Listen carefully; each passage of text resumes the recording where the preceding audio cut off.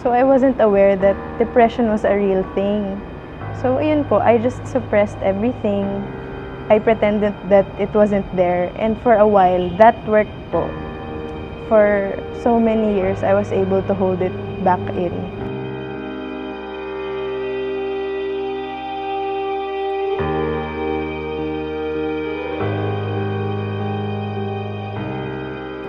Pero on my senior year, something really traumatic happened to me.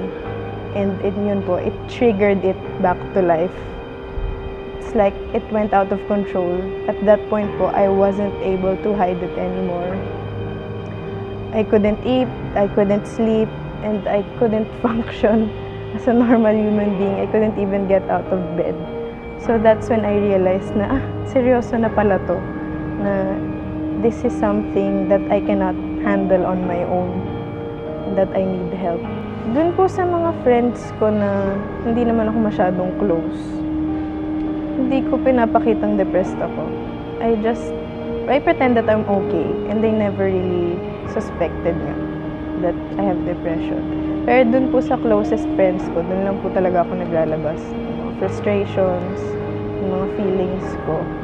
Pero overall, I don't really show them like how I feel or tell them about my thoughts. Kasi I know na pag narinig nila yun, or pag nagkaroon sila ng idea, kahit konting idea, sa lahat ng tumatakbo sa isip ko, matatakot sila for me. And baka yung iba, yun yung isa ko pang fear eh, baka ma-push away ko pa yung iba kong friends. So yun po, I pretend that everything's okay. I was actually hearing voices telling me that I'm worthless, I'm useless, and I'm unloved, na wala akong kwenta. And I really, really believe that.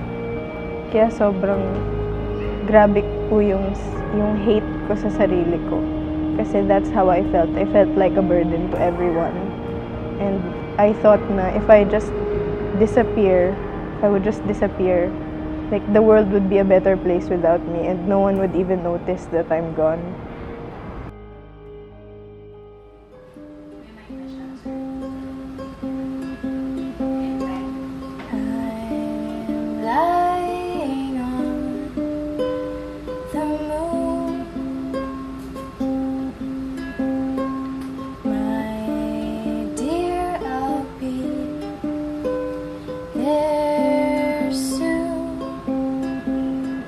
The first time I opened up to my parents was the night after we went to Julia's funeral. Every time po kasi naisip ko mag-suicide or to harm myself, hindi ko po naiisip yung consequence nun eh. Hindi ko naiisip yung impact nun sa pamilya ko. But when I went to Julia's funeral, dun ko po na-realize na grabe, ganito pala yung impact nito sa family and friends, na ganun pala kasakit yun. I was taken aback kasi they really supported me, and they understood me, and it's a dark and shiny, shiny place. all the while po pala, they had a feeling na meron akong pinagdadaanan. They were just waiting for me to open up to them. And I'm just so grateful po talaga na I have parents like them who supported and understood me all the way. Ayun po. So I'm really thankful din po kay Julia kasi she really saved my life po. Since I started treatment, I've really improved po talaga. And I'm stable. Nag-stop na po ako mag-cut. Nag-stop na ako magkaroon ng suicidal thoughts. I'm actually enjoying life, which is so liberating.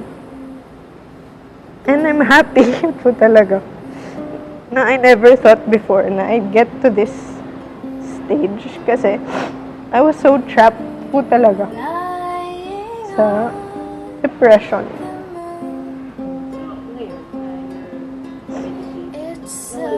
Nawala po talaga. And I'm so stable. I still have episodes po talaga. But it's very manageable now. And I can live a normal life po. I can go out with my friends kasi dati nagkukulong lang po ako eh. And I'm naging passionate po ulit ako sa mga gusto kong gawin, like music, writing. Ayun po, parang nagkabuhay po ulit ako.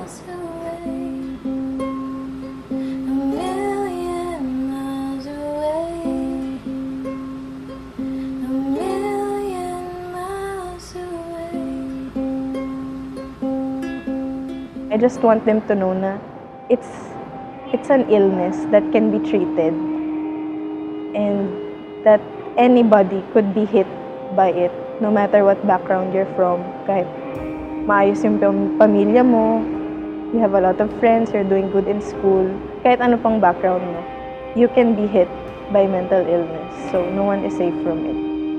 I'm Laya, are you there? I'm a managing bipolar 2 disorder and I choose life today.